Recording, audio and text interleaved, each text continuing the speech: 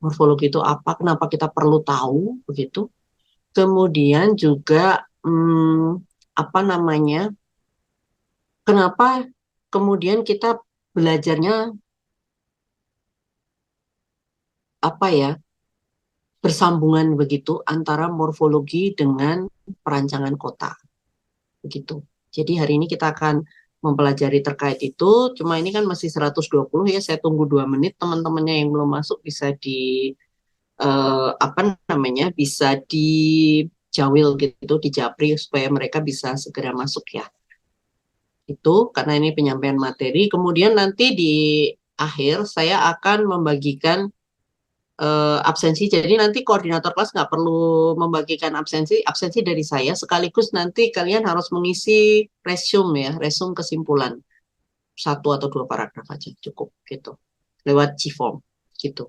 Oke, jadi kita tunggu sampai 1 atau 2 menit lagi ya. Oke, makasih.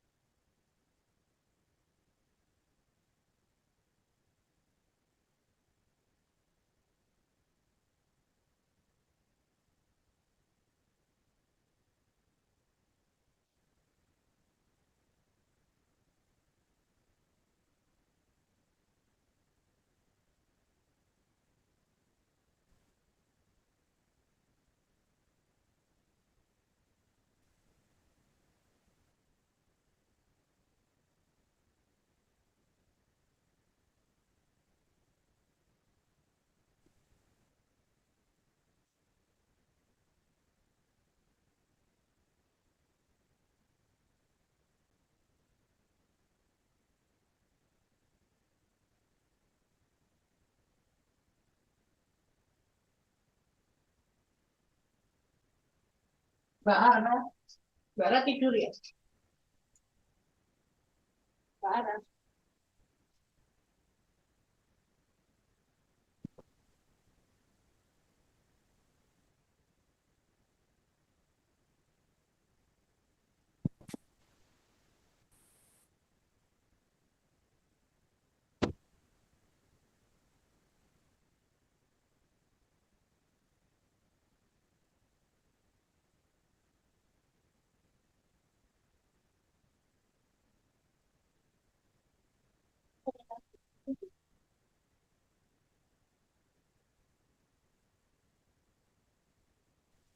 Jeng, jeng, jeng, jeng.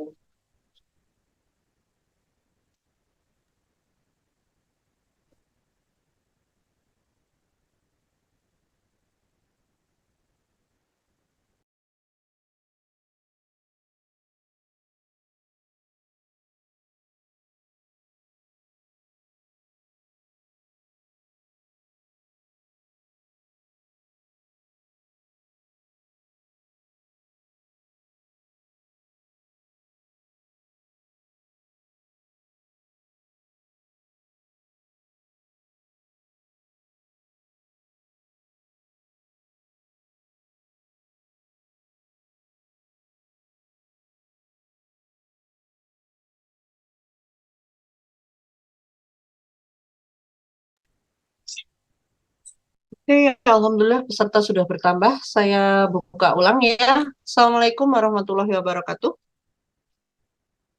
Waalaikumsalam Waalaikumsalam warahmatullahi warahmatullahi wabarakatuh. Waalaikumsalam. Iya, iya, terima kasih yang sudah hadir hari ini. Semoga tidak bosan ya ketemu saya terus dalam seminggu.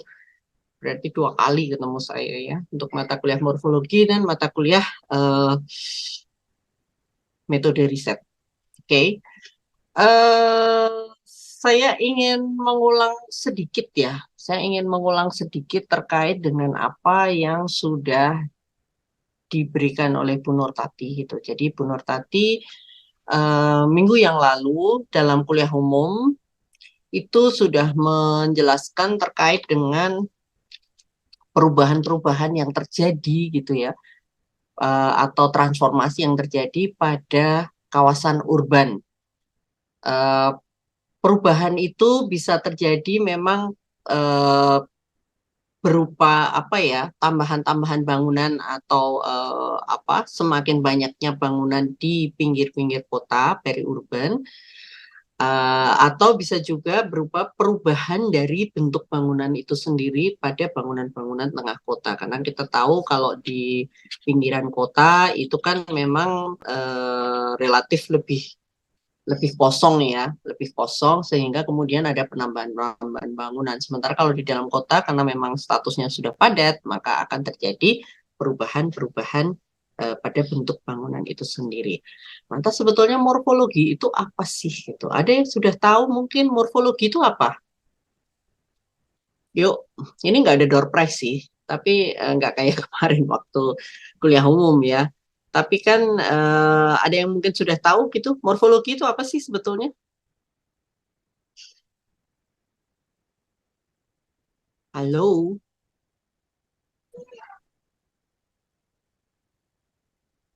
morfologi, Itu bentuk. Oke, berarti kalau morfologi, Ilmu tentang bentuk, Bu. oke. Terus kalau urban morfologi,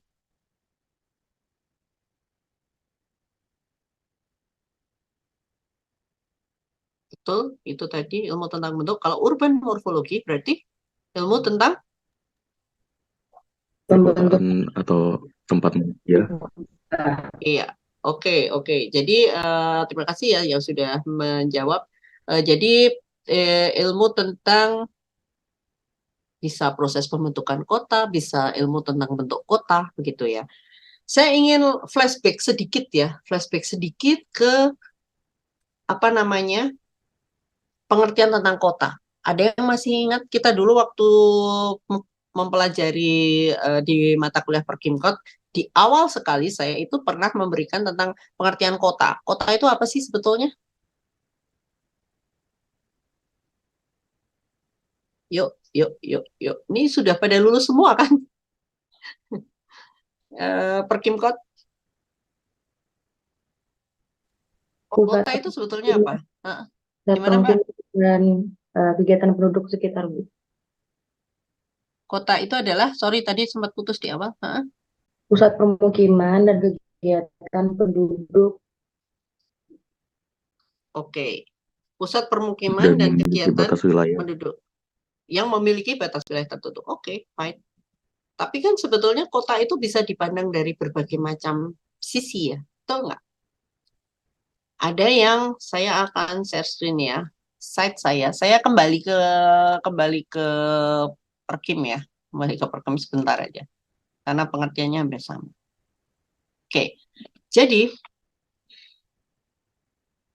bila mendengar kata kota, apa yang muncul di benak kalian? Mesti kalian menjawabnya itu tadi ya. Apa namanya? Kayak misalnya pusat permukiman, pusat kegiatan, ada jalan yang ramai, gedung yang tinggi, misalnya gitu. Karena memang itu yang dikonotasikan pada kota itu sendiri. Tapi sudah jawaban dari teman-teman kalian tadi sudah mendekati ya, sudah mendekati. Artinya memang betul itu pusat permukiman dengan kegiatan kegiatan tertentu gitu ya, bisa berfungsi sebagai pusat pemerintahan juga, begitu. Kemudian memiliki batas-batas tertentu. Nah, karena saking besarnya atau saking apa namanya banyaknya yang bisa kita masukkan sebagai definisi suatu kota, begitu ya. Maka kita itu bisa memberi batasan gitu. Pengertian kota itu dari apa, gitu ya. Pengertian kota dari yuridis administratif, maka dia mempunyai batas-batas tertentu. Pengertian kota dari fisik morfologis, maka kota dilihat dari sisi bentuk atau morfologinya. Pengertian kota dari segi jumlah penduduk, oke, maka ada kota yang sekian, sekian, sekian tergantung pada jumlah penduduknya. Kalau jumlah penduduknya itu sudah melewati sekian ribu misalnya, maka dia bisa dikategorikan sebagai kota, misalnya seperti itu. Dan seterusnya. Nah, yang ingin saya garis bawahi di atas dari pernyataan ini adalah poin 1 dan 2. Ada yuridis administratif dan fisik morfologis. Oke, saya ingin mengulang sedikit terkait dengan ini. Kalau yuridis administratif itu eksistensi wilayah kota berdasar pada batas-batas tertentu yang diatur oleh undang-undang. Gitu ya. Konsekuensinya adalah terjadi delimitasi wilayah. Jadi wilayah itu dibatasi. Misalnya ya, apa namanya, seperti UMS saja, UMS yang mungkin dekat dengan lingkungan kalian, UMS itu kan sebetulnya dia berbatasan kan, ada sebagian wilayah UMS yang masuk ke Surakarta, tapi mungkin ada sebagian yang bisa jadi masuk ke hanya dibatasi oleh sungai gitu, kalau saya nggak salah ya, dia masuk ke Sukoharjo gitu loh. Jadi seolah-olah dia menjadi satu gitu, nyambung gitu ya, nyambung. UMS itu kan tidak terpecah-pecah ya, maksud saya lingkungannya itu padat huniannya, bukannya terus kampus tuh sawah, terus kampus lagi tuh sawah lagi, kan enggak ya. Jadi kampus permukimannya membaur jadi satu, bahkan pemukimannya relatif padat dan semakin padat dalam beberapa tahun ini, begitu. Tetapi karena adanya delimitasi wilayah, kan itu tadi ya, jadi dalam satu kawasan yang sama itu sebetulnya dia masuk, sebagian bisa masuk ke Sukoharjo dan sebagian masuk ke Surakarta, gitu. Itu adalah konsekuensi dari yuridis administratif. Oke.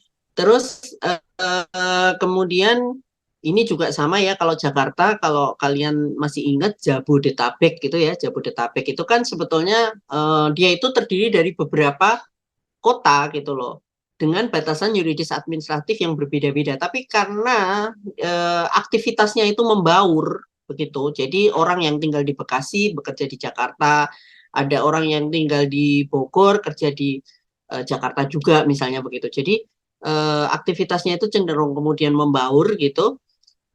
Daerah-daerah sekitar Jakarta itu menjadi daerah penyangga, maka itu adalah menjadi contoh gitu ya, bagaimana perbedaan antara batasan yuridis administratif dengan kegiatan gitu. Jadi secara umum kelihatannya seperti kota yang besar. Kalau kalian datang ke sana, kalian mungkin tidak akan merasakan gitu. Oh, ini ternyata sudah masuk wilayah Bogor ya. Oh, itu sudah masuk wilayah Depok gitu. Karena seolah-olah tidak ada batasan administratif, tidak ada perbedaan begitu loh. Oke. Nah, ini adalah contoh untuk batasan administratif. Lalu kalau fisik morfologis bagaimana? Fisik morfologis adalah batasan wilayah kota dilihat dari wujud fisik kenampakan suatu kota. Oke. Jadi kota itu bisa dikenali. Dari mana dikenalinya? Dari kekasan penggunaan lahan. Kalau yang namanya kota, kekasan penggunaan lahannya adalah lebih dominan bangunannya atau lebih dominan ruang terbukanya kalau kota. Halo? Mbak, Untuk kota sendiri, gimana Mbak? lebih dominan bangunan. Oke, jadi dia khas kan, kekasan pola penggunaan lahan, itu bisa dicermati. Lalu ada kekasan pola dan fungsi bangunan. Bangunannya juga punya pola dan fungsi yang khas begitu. Mungkin lebih banyak huniannya, lebih banyak kan begitu ya. Kemudian misalnya kalau di kawasan yang belum menjadi kota, itu bangunannya mungkin masih jarang-jarang. Kemudian fungsinya lebih banyak ke rumah tinggal misalnya. Kalau di kota itu kekhasan fungsi bangunannya itu bermacam-macam gitu loh. Jadi dia bangunan-bangunannya karena limitasi wilayah itu tadi ya, maka dia akan cenderung meninggi. Kemudian apa namanya, secara fungsional juga dia menampung beberapa aktivitas yang beragam, bukan hanya sebagai rumah tinggal misalnya kayak gitu. Kemudian ada lagi pola sirkulasi, jadi ada jaringan-jaringan jalan, begitu ya. Nah, ini yang akan sangat berkaitan erat karena kita memang nanti akan masuk ke morfologi ya, urban morfologi. Maka kita nanti akan sangat terkait dengan pengertian kota dari segi fisik morfologisnya. Begitu. Oke. Bisa dipahami sampai sekian ya. Jadi kita masuk dari pengertian kota dulu gitu terkait dengan pemahaman atau batasan pengertian kota dari sisi fisik morfologis terutama. Itu. Kemudian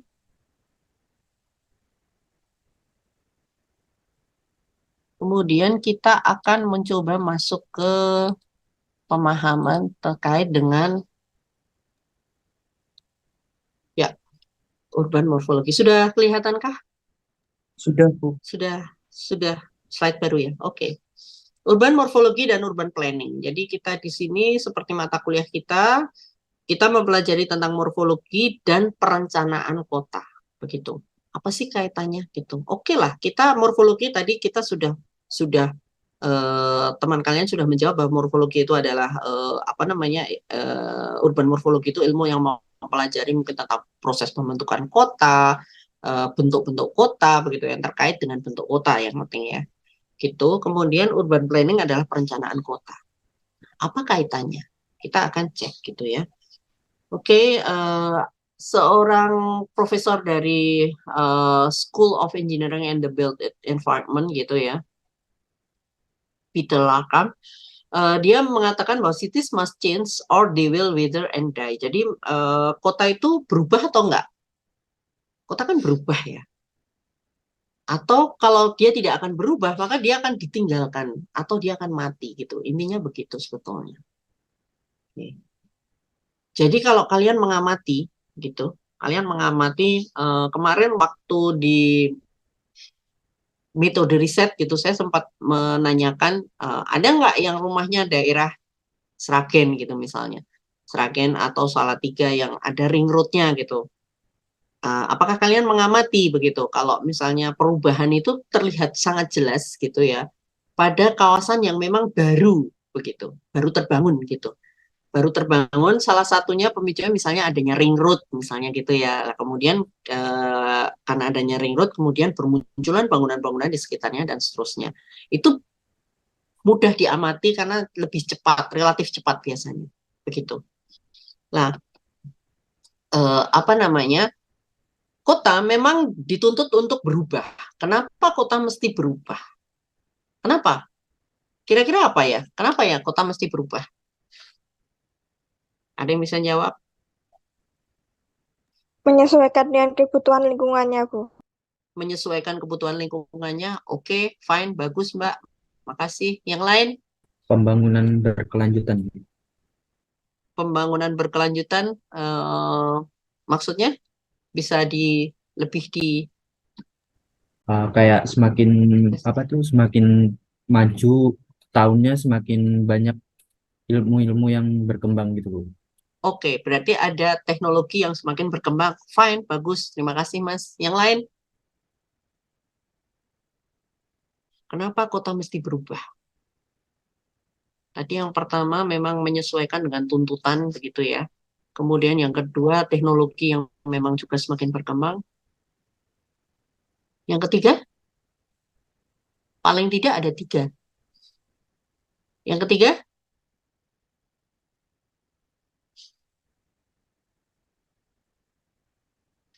kira-kira faktor ekonomi berpengaruh nggak terhadap perubahan atau perkembangan suatu kota? Berpengaruh. Berpengaruh. Berpengaruhnya di mana, Mas? Untuk berpengaruhnya untuk pembagian wilayahnya, Bu, mungkin di wilayah A ekonominya seperti ini, di wilayah B ekonominya seperti ini. Oke, berarti spesifikasi ya. Kalau misalnya spesifikasi maksudnya berarti zonifikasi berdasarkan pada kegiatan ekonomi, begitu mungkin ya maksudnya. Tapi kalau misalnya pertumbuhan ekonomi kira-kira mempengaruhi perkembangan kota nggak? pertumbuhan ekonomi? Berpengaruh Bu, karena dengan Mm-mm. semakin tingginya pertumbuhan ekonomi, maka juga berhubungan dengan semakin banyaknya kebutuhan yang akan Oke. dipakai. Oke, karena dengan naiknya pertumbuhan ekonomi, maka kemungkinan mesti mereka akan meng-attract people, meng-attract activity, kan begitu ya. Sehingga kemudian kaitannya dengan jawaban-jawaban yang tadi, kota harus bisa mengakomodir atau mengakomodasi kebutuhan-kebutuhan yang juga semakin meningkat. Sebaliknya, jika nih ya, ini kan kita positif semua ya. Kota berkembang karena kebutuhan ekonomi semakin naik, teknologi semakin naik, kan begitu kan? Kebutuhan juga semakin naik. Sebaliknya, jika nih ya, jika kota itu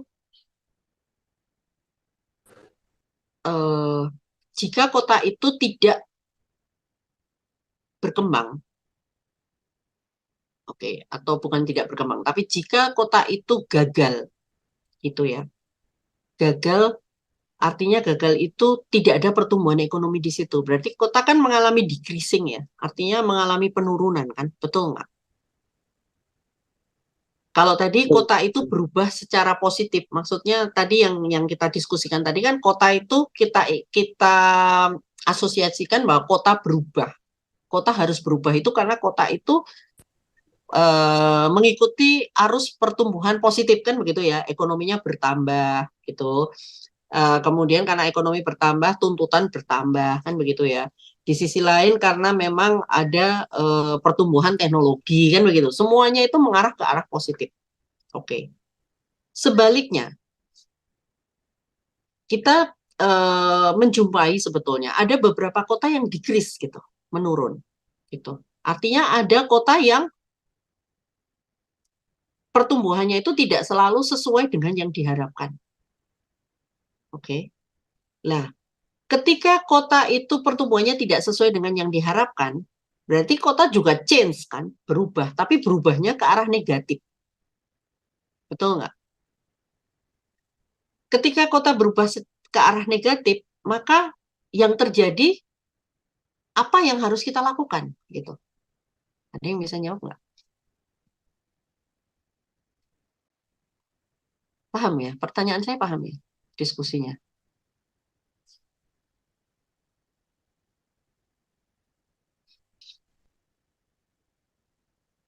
Ada yang bisa jawab? Mungkin melakukan urban planning ulang. Betul sekali, Mas. Betul.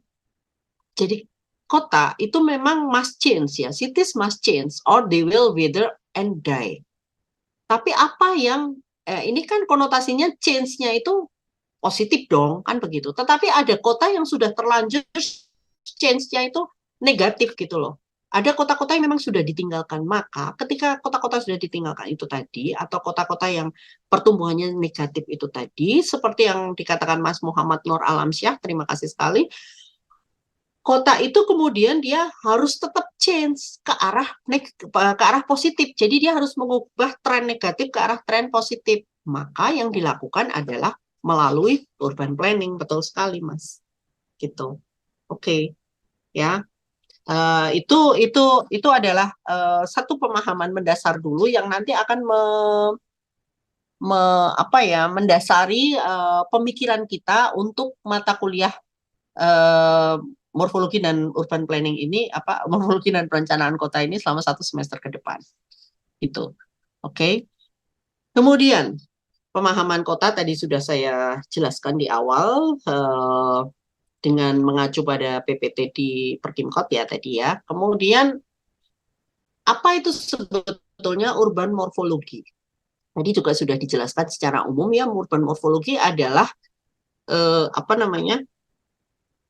satu pendekatan di mana kita akan mempelajari hal-hal yang terkaitan dengan proses pembentukan maupun bentuk dari kota itu sendiri. Ada beberapa teori dia yang berbeda-beda begitu ya. Sebetulnya apa yang ini nanti PPT bisa saya share anu ya, apa namanya? Artinya PPT-nya ini nanti akan saya share. Cuma saya itu masih bingung pakai platformnya Spada, sorry ya, ini interupsi sebentar. Pakai platformnya Spada atau pakai platformnya OL gitu. Kalian lebih familiar mana? Gitu. Kalian familiar mana? Spada atau OL? OL mungkin OL, Bu. karena OL, seringnya Bu. pakai OL. Biasanya masih pakai OL ya. Ya udah, nanti berarti saya share di OL saja nggak apa-apa. Tahun-tahun kemarin juga masih pakai OL, cuma sebetulnya yang disupport oleh UMS itu kan Spada. Cuma saya sendiri juga Spada itu lebih sederhana gitu, kayak lebih mirip zoologi gitu loh. Jadi tidak terlalu atraktif gitu. Tetapi konten dan sebagainya kita bisa interaksi lewat Spada. Oke, nanti berarti saya share lewat OL ya, untuk tahun ini masih pakai OL. Oke, jadi kalian perhatikan saja, tidak boleh catat-catat, tapi nggak perlu screenshot dan sebagainya, karena nanti saya share. Apa namanya, kembali lagi ke topik ya. Ada beberapa pendapat di mana kita ini nanti sebetulnya urban morfologi itu apa saja sih yang perlu diperhatikan gitu ya. Kemarin kan Bu Nur Tati sudah memberikan banyak contoh ya. Kita kemarin contohnya yang apa namanya, akuisisi lahan, maksudnya sprawl gitu ya. Ada beberapa yang berubah fungsi lahannya. Kemudian ada yang dari sisi fisik tapi lebih ke meso atau micro site gitu. Jadi per site-nya, misalnya site-nya yang tadinya gede, kemudian dipotong-potong, site-nya jadi bentuknya ada perubahan-perubahan morfologi atau bentuk gitu. Tetapi apa namanya, pada bangunannya gitu ya. Jadi bukan pada bentuk kotanya gitu. Misalnya contoh-contohnya seperti itu. Nah, sebetulnya skop dari urban morfologi itu apa saja gitu. Nah, seperti yang tadi kita di pembukaan tadi kita mengawali dengan apa namanya, definisi kota dalam konteks atau dalam batasan apa namanya, fisik morfologis ya. Pertama yang perlu kita perhatikan adalah land use, penggunaannya ya, pembagian penggunaan lahannya, kemudian street pattern ya. Artinya street pattern di sini adalah pola-pola apa namanya, pola-pola jalan gitu, jalur jalan gitu, kemudian tipe-tipe bangunan gitu. Nah, Bu Nur Tati kemarin yang banyak dibahas adalah building types gitu ya. Tetapi sebetulnya morfologi itu tidak hanya itu gitu. Artinya kita agak lebih luas begitu. Nah,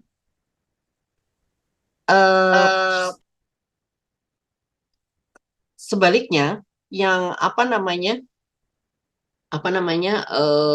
untuk pendapat selanjutnya gitu ya, morfologi itu bisa ada 3 level gitu. Jadi ada 3 level dari bentuk kota itu sendiri. Yang pertama itu ground plan-nya. Ground plan itu kan zoning gitu loh, kayak zoning, kayak land use sebetulnya, hampir sama ini. Ground plan gitu. Ini ya yang pendapat dari Konzen ini, ground plan di sini. Kemudian di atasnya ground plan itu kan ada building yang berdiri kan, gitu. Jadi sudah ada 3 dimensi. Jadi kalau ground plan ini kan sebetulnya 2 dimensi kan. Land use, kalian bicara land use itu kalian mesti bicara peta 2 dimensi. Kalau kalian pernah atau punya kenalan teman-teman dari geografi atau teman-teman dari PWK, tahu PWK kan, yang apa namanya, perencanaan wilayah kota gitu ya, tapi di UMS nggak ada, adanya di UMS gitu. Kalau geografi ada di UMS. Lah, itu mereka kalau bicara itu mesti dalam konteks 2 dimensi. Land use, pola penggunaan lahan. Ground plan itu adalah apa namanya, semacam perencanaan tapak gitu ya. Jadi kayak zoning. Oke, area ini untuk apa namanya? Area ini untuk permukiman, area ini untuk apa namanya? Pertokoan, untuk kantor misalnya kayak gitu. Jadi kayak zoning gitu. Lah di atasnya itu kemudian baru berdiri yang 3 dimensional forms gitu. Jadi dalam bentuk building atau bangunannya. begitu. Oke. Lah pola-pola, jadi polanya itu berbeda kan. Kalau pola ground plan itu kan zona mungkin penuh gitu ya, karena bentuknya zona. Building gitu ya, building di second level itu kan tidak semua ground itu akan terpenuhi oleh building kan. Kan kita kalau misalnya di stupa aja kita kan mengenal ada KDB ya, koefisien dasar bangunan kan begitu kan. Sehingga polanya itu akan berbeda antara ground plan dengan pola building fabrics gitu. Oke. Jadi ada perbedaan. Karena itu tadi kayak kita ada aturan kan kayak KDB, kemudian ada KLB kayak gitu-gitu. Itu kan membatasi supaya building itu nggak penuh. Jadi ground itu tidak terpenuhi oleh building supaya masih ada air yang bisa terserap, masih bisa bernafas bangunannya dan seterusnya. Nah, kemudian level yang ketiga apa? Level yang ketiga adalah sebetulnya apa ya? Penggunaannya, fungsinya begitu. Jadi menghubungkan antara fisik dengan non fisiknya. Itu yang menurut Konzen. Kalau Aldo Rossi di sini dia itu apa namanya? Membaginya itu bahwa bahwa kota itu secara fisik itu berkembang, kemudian yang perlu diperhatikan adalah kota itu berkembang itu ada perjalanannya gitu. Nggak mungkin sekonyong-konyong mak berduduk kemudian terjadi kota seperti ini gitu, enggak kan. Kota itu kan nanti ada beberapa contoh begitu ya. Kota itu kan mulai dari kecil mungkin, dari inti kotanya, kemudian berkembang sampai menjadi sekarang ini. Karena itu, Rossi di sini berpendapat bahwa selain perkembangan kota, maka kita ada kenyataan bahwa kota itu berkembang terus kan, maka kita harus selalu memperhatikan dari sisi historinya dan bentuk gitu. Jadi bentuk itu nggak bisa dipisahkan dari historinya gitu loh maksudnya. Bisa dipahami ya. Jadi perubahan-perubahan yang terjadi itu tidak bisa diabaikan begitu saja. Oke, sekarang begini, kemudian next bagaimana? Nggak bisa. Kalau misalnya kita mau melakukan planning, kita itu tidak bisa memutus gitu. Misalnya real sekarang seperti ini, maka next seperti apa? Itu nggak bisa. Kita harus feedback dulu ke belakang, historinya seperti apa gitu. Karena itu tadi sekali lagi bahwa kota itu berproses kan. Nah, kemudian yang terakhir adalah dari Spolt ini sama pendapatnya dengan Rossi. Jadi bahwa dalam apa namanya bentuk suatu kota itu ternyata tidak pernah lepas dari makna gitu. Ada maknanya. Never free of meanings. Jadi mesti ada maknanya. Jadi itu yang bahwa bentuk gitu ya. Bentuk itu juga kita harus memahami di belakang bentuk itu apa begitu. Itu. Jadi bukan hanya secara fisik saja.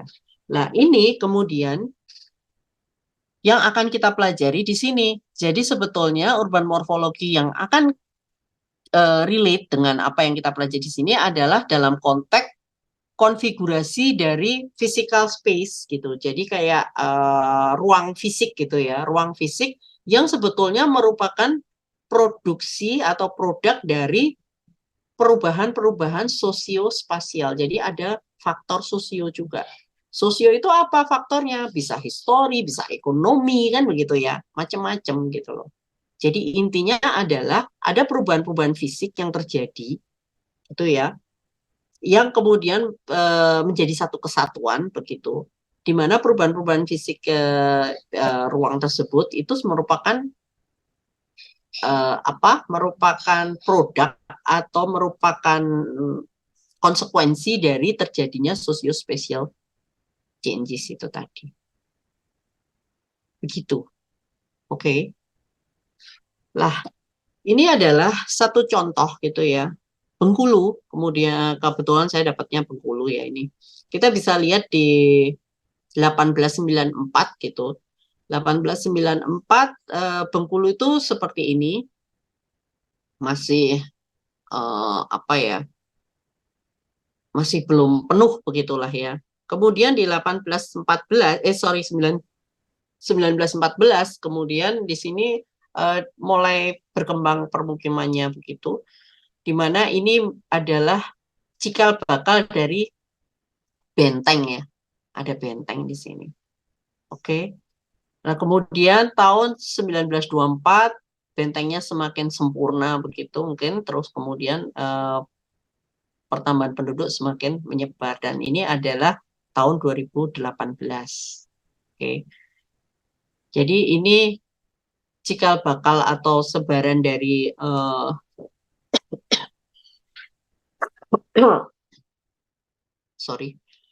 cikal bakal atau awal mula sebaran dari penduduk gitu ya, hunian kependudukan. Jadi memang begitu biasanya itu, kita itu nggak bisa langsung berkembang saja begitu, nggak bisa langsung besar begitu loh, mesti ada sedikit.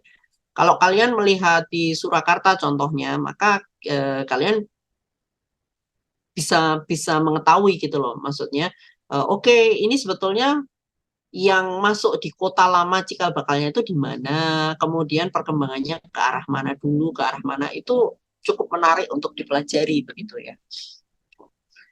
Kenapa kita perlu mempelajari itu? Karena itu nanti konteksnya kembali lagi ke urban planningnya. Jadi ketika kita mau membuat plan ke depan, sekali lagi kita itu tidak bisa meninggalkan histori. Oke. Kenapa? Coba bayangkan ya, misalnya nih ya, misalnya saja kemudian di sini, wah, di Bengkulu ini tahun 2018 di sini kumuh sekali. Oke, ini kumuh, kemudian di sini sudah tidak menarik lagi untuk tidak menarik lagi untuk tempat hunian misalnya. Kemudian yang terjadi adalah, jika kita tidak melihat sejarah ya, ini kan salah satu permukiman yang tertua begitu ya di Bengkulu kalau melihat dari peta ini, perkembangan dari morfologi kota ini, maka hunian di sekitar benteng itu merupakan kawasan-kawasan yang tertua gitu ya. Saya tidak melihat fisiknya sekarang ya, saya tidak tahu fisiknya itu apakah bangunannya di sana masih orisinil bangunan tua atau sudah berganti bangunan baru semua, saya tidak cek. Cuma saya ingin memberi contoh saja, seandainya kita itu tidak berpikir bahwa apa yang sedang kita hadapi sekarang itu merupakan produk hubungan dengan masa lalu, maka apabila terjadi masalah di seputaran benteng ini, bisa jadi ini akan diratakan, kemudian dibangun baru apartemen misalnya. Gitu. Which is tidak punya relation dengan histori yang kemarin-kemarin begitu. Nah, itu yang perlu diwaspadai di situ. Maka kita harus paham betul gitu ya, sebagai urban planner misalnya suatu saat. Saya tidak tahu apakah kalian nanti suatu saat akan tertarik dengan masalah urban planning. Kan orang tuh ketertarikannya beda-beda ya. Kayak saya S1-nya arsitektur, tapi saya kemudian di S2 saya lebih tertarik masalah urban planning gitu ya. Jadi barangkali kalian besok ada yang tertarik dengan masalah-masalah urban planning, kalian tidak akan membuat kebijakan yang sembrono seperti itu begitu. Juga ketika kalian itu membuat desain misalnya ya, membuat desain di microsite gitu, site kecil misalnya di depan di depan kalian dapat order nih, kalian jadi arsitek, lulus jadi arsitek, lalu dapat order untuk mendesain site di depan benteng ini misalnya. Kalian tidak akan membuat desain yang ngawur begitu, karena tahu bahwa itu kawasan lama sebetulnya misalnya gitu. Jadi kita mesti paham gitu. Oke, kemudian ini adalah perkembangan kota Jakarta. Oke. Perkembangan kota Jakarta kita bisa lihat ya, tahun 72 ini saya nggak dapat yang lama, saya dapatnya baru aja. Tahun 72 kira-kira masih dominan apa nih? Tahun 72 masih dominan apa? Daerahnya. Vegetasi, betul. Vegetasi, ada sebagian sawah, ya kan? Ada sebagian sawah, ada sebagian rawa. Oke, kemudian permukiman masih di bagian utara gitu. Jadi kalau tahun 72 yang namanya Pondok Indah, kemudian itu kan hunian-hunian elit kan sebetulnya di Jakarta. Pondok Indah itu posisinya agak di bawah ya. karena dia Jakarta Selatan kan. Nah, itu masih belum berkembang, itu belum berkembang. Nah, yang lebih dulu berkembang adalah Jakarta Utara, mungkin sampai Jakarta Pusat ya. Itu di tahun 72. Oke. Kemudian di tahun 82 dia mulai melebar ke arah apa namanya? Ke arah selatan begitu, karena mungkin sudah padat ya. Jadi di sini kalau kita lihat yang bagian utara tambah padat, kemudian tapi dia melebar juga ke arah selatan. Ini namanya apa? Urban apa yo? Kenapa lupa? Kenapa tidak mengingat? Urban apa, Mas? Urban sprawl. Iya, oke, sip. Lulus Perkimkot.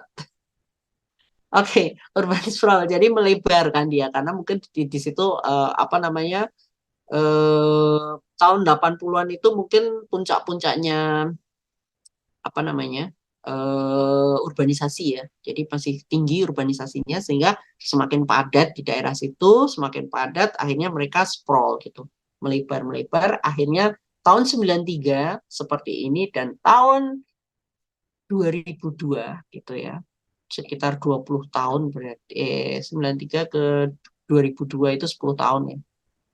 10 tahunan itu sudah memadat seperti ini. Gitu. Jadi sudah hampir hilang. Kawasan Jakarta Selatan, saya masih ingat dulu daerah-daerah, kalau Bintaro itu mungkin kan masuknya Tangerang ya. Tapi iklan-iklan di TV gitu. Kalau sekarang kan iklannya Meikarta gitu ya, TV ya.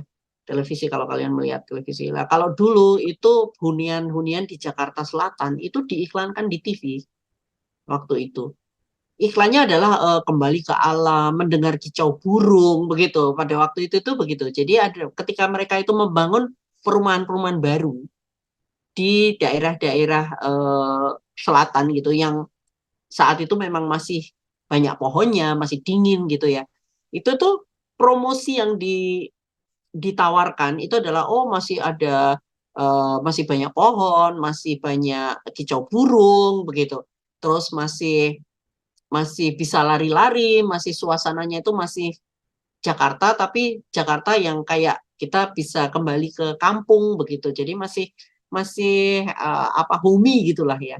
Tapi ternyata 10 tahun, 20 tahun kemudian sama aja gitu. Sudah semakin, ini tahun 2002. Saya tidak tahu, saya nggak ngecek, saya nggak dapat peta tahun 2022 begitu. Artinya ini kan sudah 20 tahun yang lalu ya. Apakah ini masih ada hijau-hijau atau sudah penuh begitu. Oke. Kemudian kita juga bisa cek gambar dari gambar ya. Kalau dari sisi apa namanya? Kalau dari sisi buildingnya sendiri gitu. Karena tadi kan kita bisa lihat dari land use, kemudian kita bisa lihat dari buildingnya gitu. Kemudian kita juga bisa lihat dari street pattern kan begitu ya. Kalau dari buildingnya sendiri itu kan tipikalnya juga sudah berubah ya, antara dulu dengan di jalan yang sama, di jalan di Pasar Senen ya, itu sudah sangat berubah, di mana dulu itu masih single building, mungkin 1-2 lantai, begitu ruko zaman dulu seperti yang kemarin dijelaskan Bu Nurtati ya, ruko zaman dulu dengan ruko sekarang itu kan berbeda gitu. Sekarang kan karena efisiensi, kemudian perkembangan teknologi juga begitu. Jadi orang tuh cenderung membangun ke atas gitu ya. Kemudian kita bisa bandingkan juga kalau pola jalan begitu, model jalannya itu kita cek di Jalan Merdeka Timur begitu, masih asri, masih banyak pohon-pohon begitu, dan sekarang menjadi seperti ini.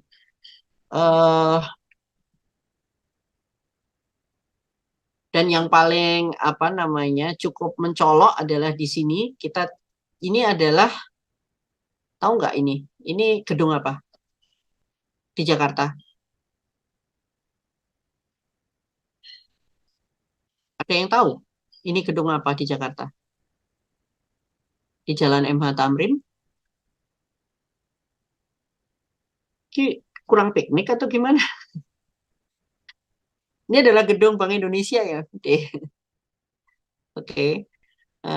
di MH Tamrin gitu. Kemudian kita bisa cek ya, tahun 64 itu ini cek saja di belakangnya ini masih kosong.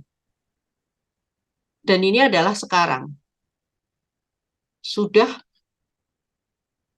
sangat berbeda begitu ya. Ketika tahun 64 satu-satunya bangunan yang tinggi di situ adalah ini. Tapi kemudian 50 tahun kemudian gitu ya. Ini sebetulnya waktu saya dulu pernah bekerja di Jakarta tahun 2000-an gitu, tahun 2000 gitu.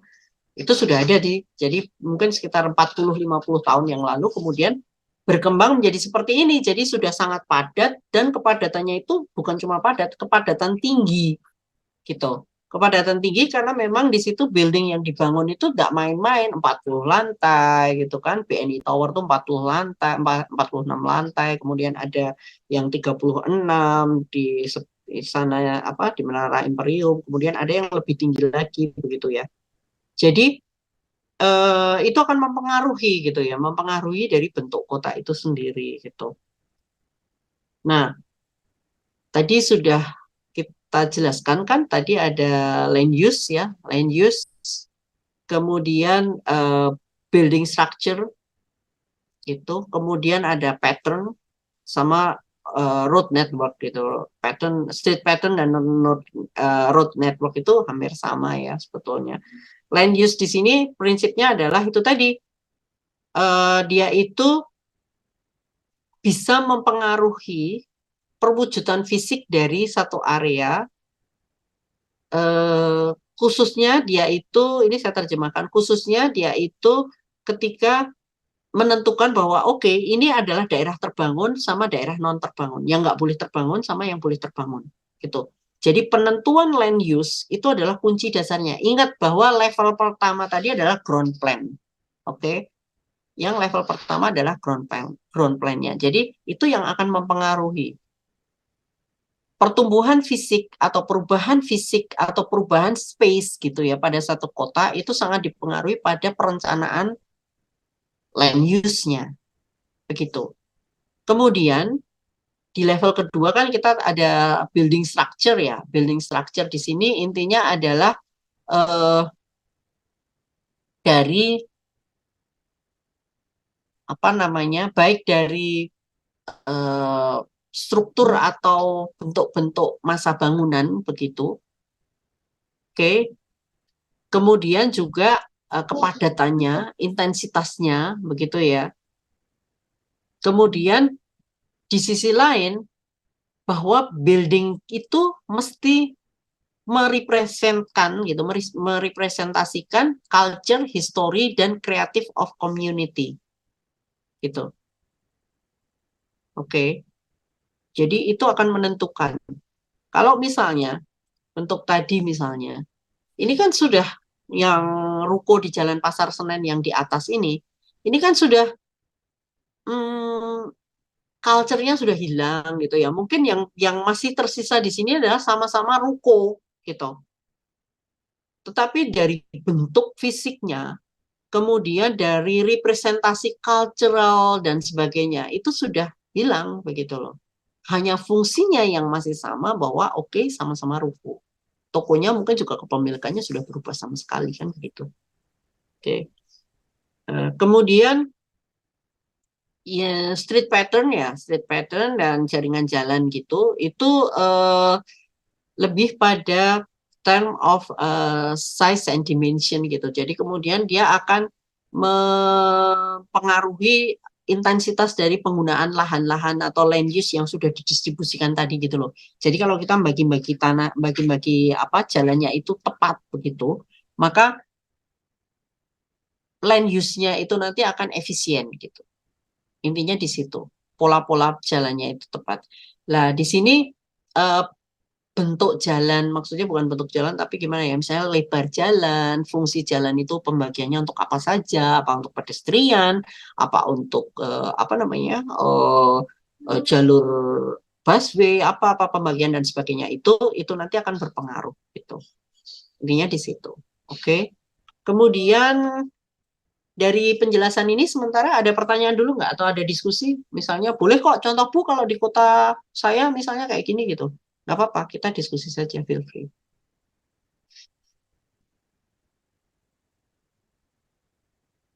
Ada yang ingin bertanya sesuatu atau ingin menyampaikan sesuatu, boleh?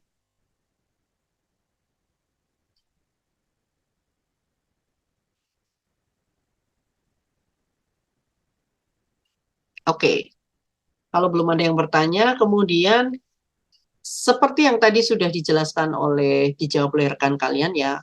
Kemudian kalau misalnya nih ya, dalam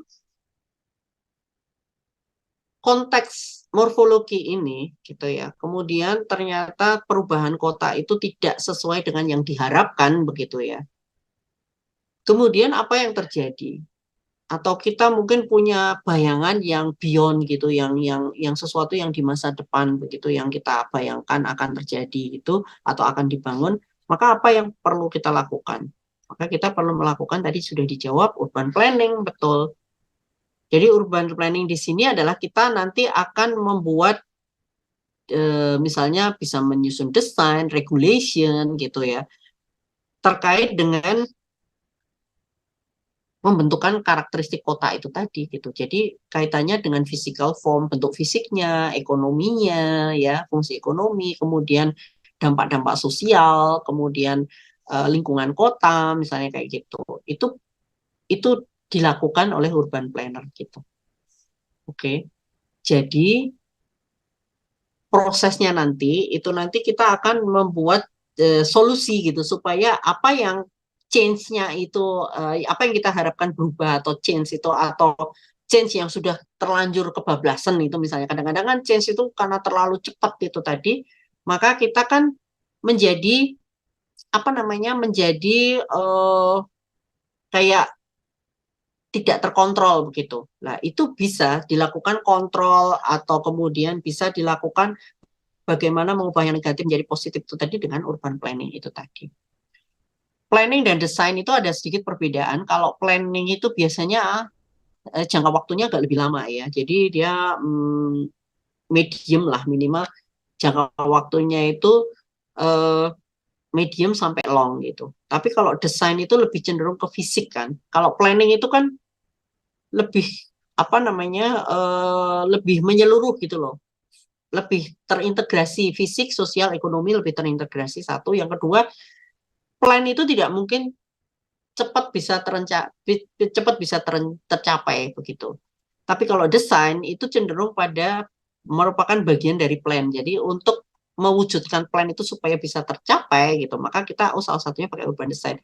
Jadi kita bisa mendesain karena bagian misalnya bagian ini tadi yang ruko di Pasar Senen jadinya kayak gini. Oke, sekarang kita akan bikin desain nih di bagian sini. Itu misalnya boleh nggak apa-apa, itu urban design. Supaya nuansa atau sejarah yang kemarin bisa kembali lagi misalnya. Boleh, tidak apa-apa. Oke. Dan itu yang akan salah satunya kita lakukan nantinya gitu untuk tugas gitu. Tapi itu nanti di paruh semester kedua. Oke, yang sebelum UTS lebih banyak teori kita. Oke, begitu. Kemudian kira-kira banyak nggak yang ngambil Doc Ars untuk mata kuliah pilihan? Ada berapa ya? Banyak nggak yang ngambil Doc Ars? Banyak. Banyak ya? Oke, jadi nanti mungkin ini nanti kan ada kuliah Doc Ars ya siang ini. Nanti yang ambil Doc Ars itu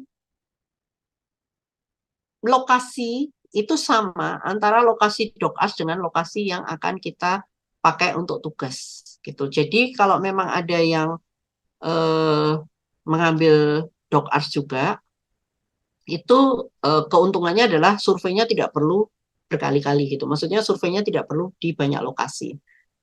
Misalnya misalnya Doc Ars ambil lokasi A, Morfo ambil lokasi B, kan kalian repot ya. Nah, kita ingin memperingan tugas kalian, jadi sama lokasi yang diambil sama, hanya titik berat penugasannya nanti akan berbeda. Itu nanti Budila akan menjelaskan lebih lanjut karena DocArts duluan yang mulai gitu. Kemudian morfologi baru menyusul kemudian, tapi lokasinya sama. Gitu, oke. Jadi nanti kalau misalnya antara DocArts dengan Morfo itu nanti sebaiknya lokasinya sama, gitu ya.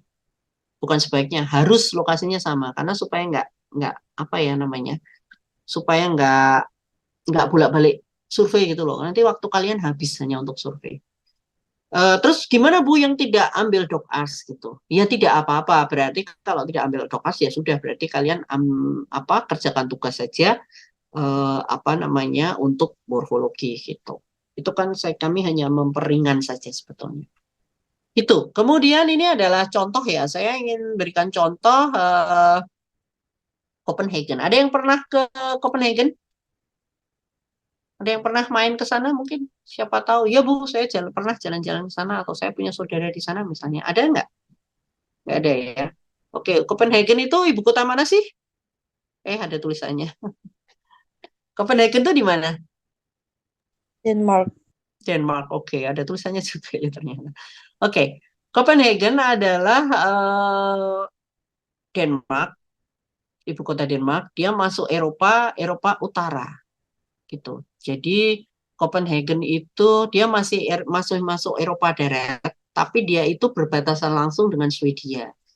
Kemudian dia dekat, jadi kayak Denmark itu negara-negara Skandinavia dia masuknya. Jadi Denmark, Swedia, Norway, kemudian Finland itu tuh masuk dalam negara-negara Skandinavia, bangsa Viking gitu ya dulu. Lah, Denmark itu dia itu berbatasan dengan semacam selat gitu ya, yang membatasi antara Denmark dengan ke arah sananya itu Swedia gitu. Nah, di sini urban plan of Copenhagen ini merupakan salah satu urban planning yang terkenal pada masanya. Ini sekitar tahun 40 apa 50 gitu.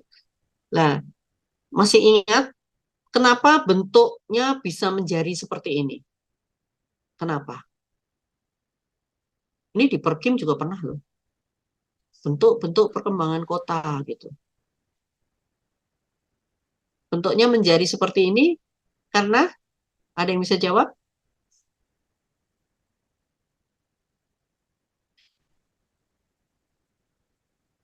Kenapa bentuknya nggak bunder wae, kotak wae misalnya kayak gitu? Kenapa kok dia bentuknya kok tidak rata gitu?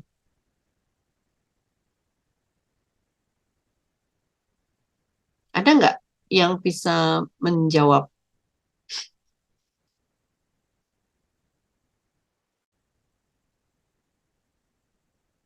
Ya, ingat ya. Ini sekali lagi, ini planning tahun 45-an gitu, maksudnya 40 sampai 50-an. Jadi dia di sini tulisannya adalah became famous in 1947. Jadi dia terkenal itu tahun 47. Ingat, kita itu tahun 40-an itu Perang Dunia Kedua kan? Perang Dunia Kedua di mana itu masa-masa ekonomi sulit untuk seluruh dunia. Maka banyak kemudian urbanisasi pada waktu itu. Oke, urbanisasi. Lah, karena adanya urbanisasi, kalau kita lihat di peta Copenhagen di sini ya, ini kalau dilihat dari land use ya, tapi land use tapi masih umum, bukan land use yang secara fungsi, tapi dia land use. Jadi dia itu membedakan. Jadi yang warnanya pink di sini adalah core of urban region. Jadi dia di sini adalah pusat kotanya. Kemudian yang warnanya orange itu adalah peripheral. Kemudian yang warnanya kuning oranye lebih ke kuning atau pink ini ya, pink. Pink ini lebih ke rural. Oke, kemudian yang hijau adalah green area. Oke. Lah, yang menjadi pertimbangan di sini, jadi dia itu mengarahkan supaya bentuk kotanya itu atau pertumbuhan penduduk itu tidak sak penake dewe gitu loh. Jadi dia itu memberi arahan supaya perkembangannya itu tidak tidak seenaknya sendiri, tidak berkembang tanpa terkendali gitu. Kan kota-kota itu kalau nggak dikendalikan nanti limitasinya itu menjadi kabur gitu loh. Jadi berkembang ke segala arah gitu.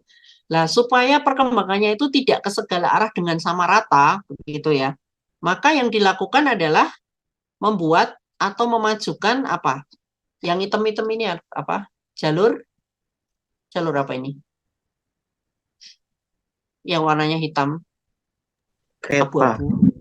Kereta boleh. Heeh. Kereta atau metro gitu ya, network. Jadi dia itu mengutamakan networking.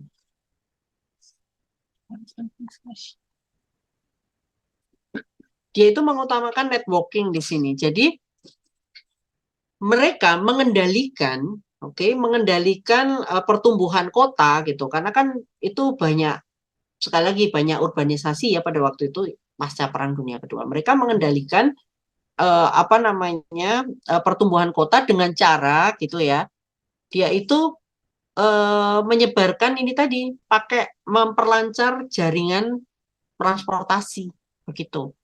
Dan ternyata kan memang berkembangnya sesuai dengan yang diharapkan. Hanya kemudian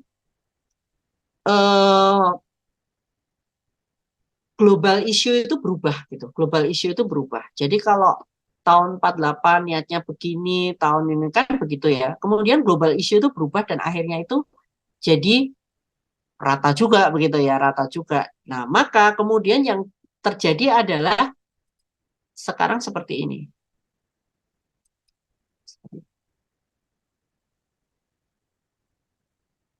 Kelihatan nggak berubah slide-nya? Slide-nya kelihatan berubah nggak? Masih Copenhagen ya? Dia nggak lari ke multi-use space gitu nggak ya? Nggak lari ke internet ya? Belum, Tidak. Bu. Belum, Bu. Oke, saya stop share. Bentar. Oke, saya stop share.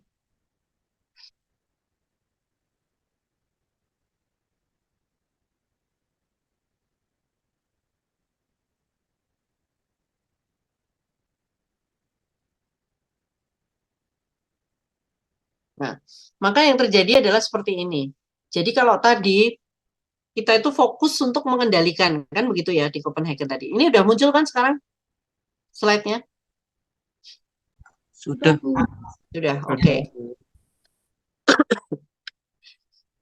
Kalau tadi pada tahun era 40-an gitu ya, 45, 47, 48, itu 50, itu fokusnya adalah mengendalikan sehingga bentuk kota itu tidak berkembang ke arah yang tidak diharapkan, kan begitu ya. Salah satunya itu dengan cara memperlancar transportasi itu tadi melalui metro atau train gitu ya. Nah, tetapi kemudian ternyata pada akhirnya perkembangan itu merata juga kan begitu ya, tadi ada di endingnya ada seperti itu. Kemudian sayang saya nggak dapat petanya, hanya dapat diagramnya saja tadi. Nah, maka kemudian perubahan isu untuk tata kota itu kemudian berubah. Jadi yang tadinya itu kita fokus mengelola perkembangan begitu ya, maka di sekitar di tahun mungkin 80 gitu, itu kita mulai kembali untuk menata ulang apa yang memburuk kualitas gitu, kualitas yang memburuk yang berada di yang warna area-area warna pink tadi yang tengah-tengah kota, kemudian kita menambahi fasilitas di situ supaya kota itu menjadi lebih nyaman begitu. Jadi isunya seperti itu. Nah, ini makanya multi-use public spaces and urban design. Jadi dia lebih kepada menekankan pada social integration. Kalau yang tadi itu kan lebih ke physical integration ya, di mana kita diperlancar dengan jalur kereta itu tadi untuk mengendalikan bentuk gitu ya, bentuk kota itu. Tetapi kemudian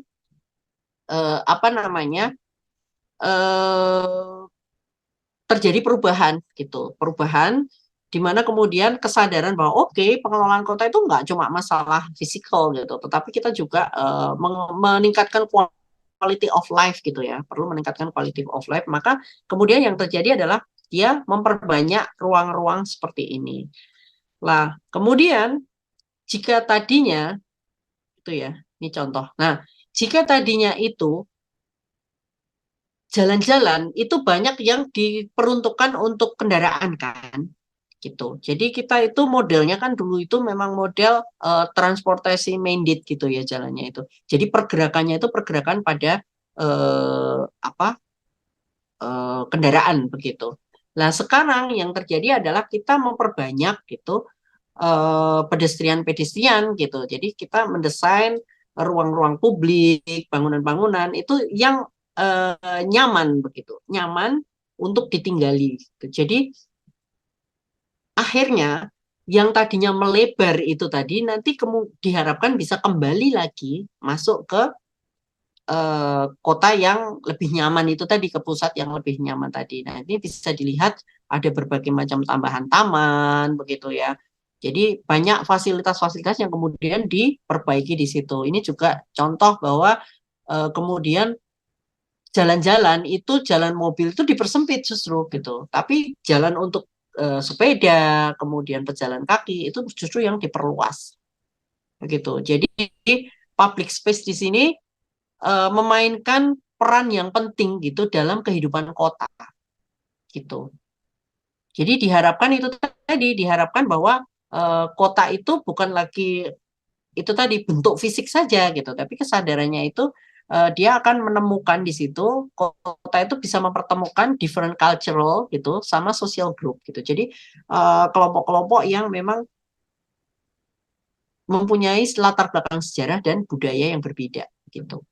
Jadi ini perkembangannya untuk apa namanya Copenhagen ya, untuk Copenhagen. Ini contoh yang lain gitu. Jadi kita memperbanyak aktivitas di situ sehingga akan berbeda. Nah ini bisa dilihat kan jalannya itu seberapa persen begitu, kemudian area-area yang untuk pejalan kaki justru yang sangat lebar, jalannya itu kecil gitu. Dan di sana itu namanya parkir itu mahalnya bukan main, sehingga orang itu dipaksa untuk mau tidak mau dia itu harus pakai angkutan umum kan gitu ya, atau sepeda. Nah ini adalah contoh lain gitu apa namanya bagaimana memanfaatkan ruang di atas gedung gitu untuk menambahi space ini tadi. Kalau memang kita tidak punya space yang cukup untuk playground misalnya di bawah gitu karena ground plan-nya sudah penuh misalnya, maka kita bisa memanfaatkan yang seperti ini. Intinya adalah bagaimana kita mengatur ulang begitu, mengatur ulang ground plan gitu supaya kota itu menjadi lebih nyaman ditinggali. Nah, ini yang terjadi tadi kan. Itu tadi yang diperbaiki adalah area kota yang inti gitu, yang berada di telapak tangannya itu bukan di jari-jarinya gitu ya. Jadi supaya apa? Supaya pertumbuhan tidak tambah menyebar gitu. Bisa dibayangkan kalau pertumbuhan itu nggak dilimitasi gitu, nggak dibatasi begitu, maka dia akan semakin menyebar, sprawl itu akan semakin menyebar. Nah, untuk membatasi supaya tidak menyebar semena-mena begitu, maka yang terjadi adalah kita meningkatkan kualitas di pusat gitu supaya orang kembali gitu loh. Itu contohnya. Kemudian ini ada satu contoh lagi di Amsterdam ya. Amsterdam itu dikenal dengan kanalnya. Ada yang mungkin pernah dolan ke sana? Pernah jalan-jalan ke Amsterdam? Oke. Amsterdam itu adalah kota yang dikenal dengan kanal-kanalnya gitu. Jadi perbedaannya Amsterdam itu ini mungkin agak sedikit mirip dengan Vina ya. Bukan Vina, Venesia. Dengan Venesia di mana dikenal sebagai kota kanal. Pada suka lihat James Bond nggak? Film James Bond? Film kuno ya. Ini ketahuan saya lahir tahun berapa gitu. Oke, nggak usah James Bond deh. Ini si apa namanya? Peter Parker itu apa deh? Film apa? Peter Parker? Apa saya lupa ya? Spider-Man. Iya, betul, Spider-Man. Spider-Man itu kan juga dia sering kan. Yang terakhir yang Spider-Man yang apa? Home Home itu saya lupa judulnya. Far from Home ya, kayaknya ya. Saya lupa tepatnya judulnya. Nah, itu yang Spider-Man itu kan ambil di Venice kan kalau nggak salah. Di Venice atau di mana di Italia gitu kalau nggak salah. Nah, itu kan kota-kota. Kalian kalau lihat film itu lihat settingnya ya. Jangan cuma lihat kisah cintanya Peter Parker aja gitu. Lihat settingnya gitu. Kalau pada masa saya dulu karena nggak filmnya itu nggak kayak sekarang kan jagoan-jagoan gitu ya. Kalau dulu itu jagoan-jagoannya itu James Bond gitu. Terus ada film apa Godfather gitu. Film-film kuno gitu. Tapi kalau sekarang kan ada Peter Parker, kemudian ada film-film yang apa namanya, yang Black Widow kayak gitu-gitu itulah yang kayak gitu. Itu kan yang dilihat itu settingnya kalau saya setting kota-kotanya gitu. Ya, kalian mungkin juga bisa mengamati lah. Yang terkenal dari Amsterdam adalah kanalnya, oke, kanalnya. Karakteristik dari Amsterdam itu adalah kota yang berada 2 meter, minimal 2 meter, ada 2 sampai 6 meter kalau saya nggak salah. 2 sampai 6 meter di bawah permukaan tanah. Di bawah permukaan air laut. Itu ya, below sea level. Nah, jadi kanal di Amsterdam ini, kenapa bentuk kotanya jadi seperti ini gitu ya? Bentuk kotanya itu jadi setengah lingkaran begini karena kanal di Amsterdam ini kan kalau kalian lihat ini gambarnya di bawah sini ya. Sorry, saya kalau supaya kelihatan ini aja deh.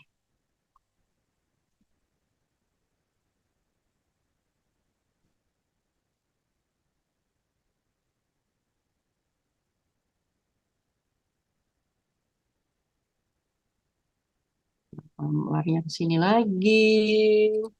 Sorry. Bentar ya, Dik.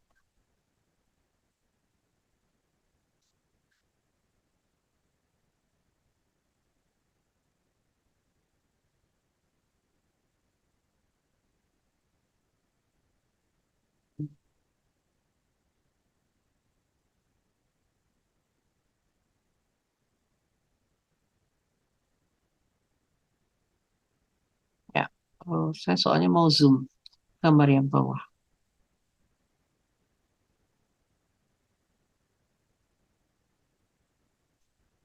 Oke.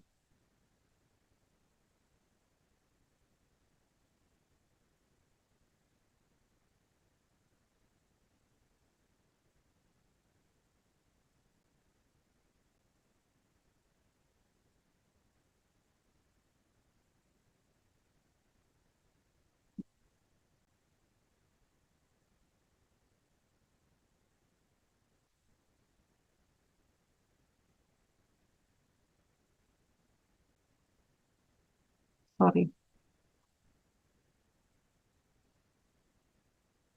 Susah ternyata.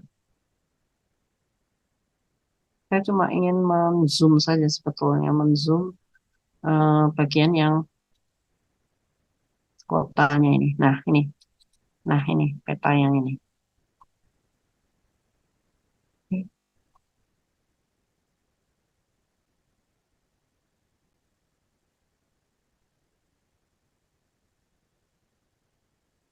Oke, sudah terlihat di Zoom ya petanya. Oke, Amsterdam itu sesuai yang saya jelaskan tadi 2 sampai 6 meter di bawah permukaan laut. Oke. Karena dia posisinya berada di bawah permukaan laut, maka dia bahaya dong. Bahaya apa coba?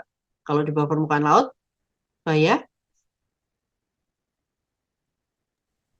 Kotanya bisa gimana? Tenggelam. Iya, betul.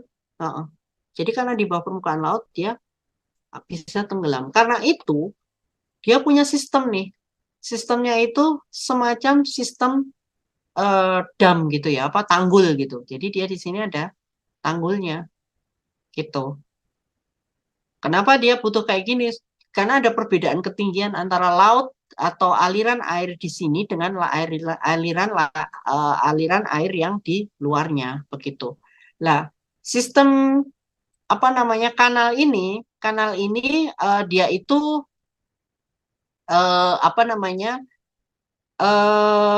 berbeda-beda juga ketinggiannya begitu. Jadi semakin saya lupa ya, semakin keluar itu semakin tinggi atau bagaimana gitu. Saya agak lupa.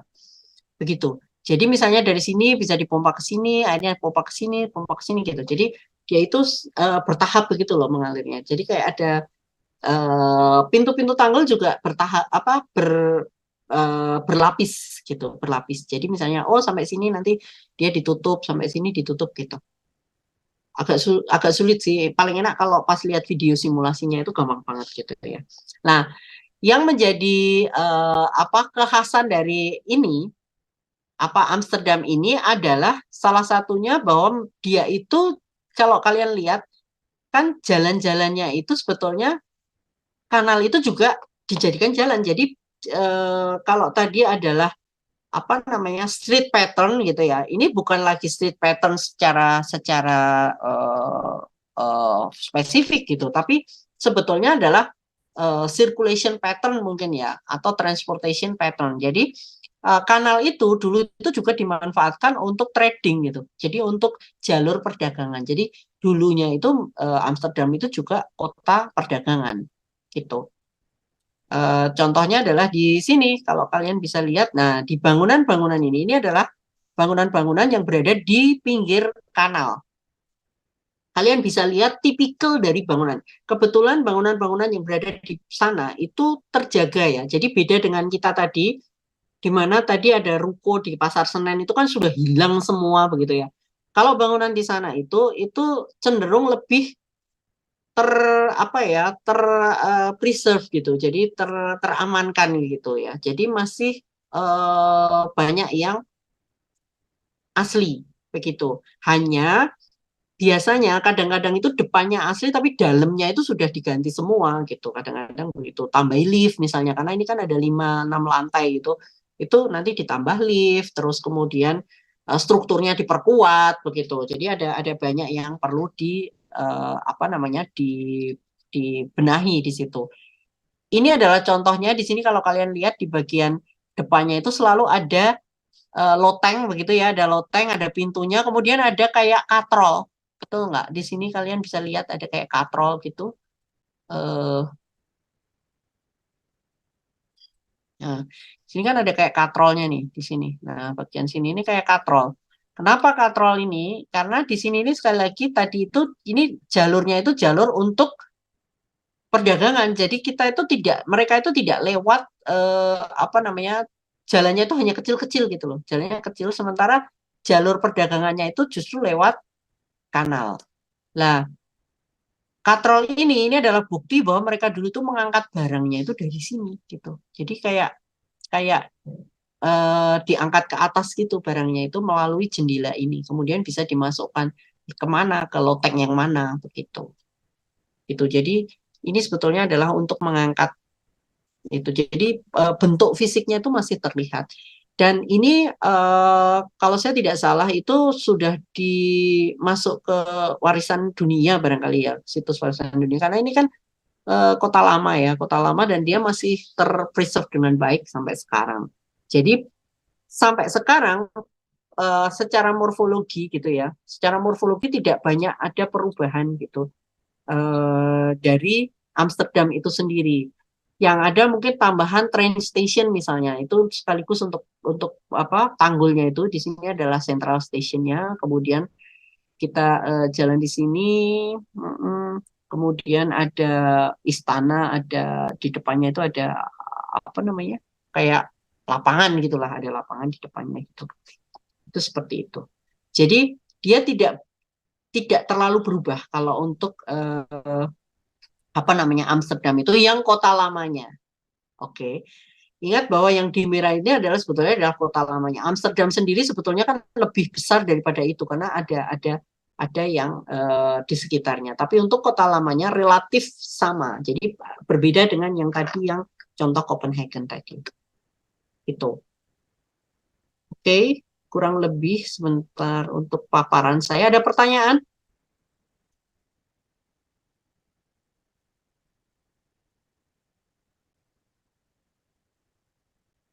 Atau ada diskusi terkait dengan apa yang saya jelaskan?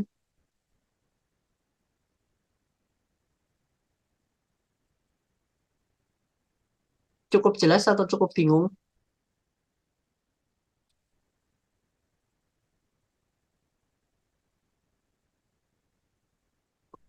Saya akan share apa namanya? Saya akan share Google Form ya, Google Form untuk apa namanya?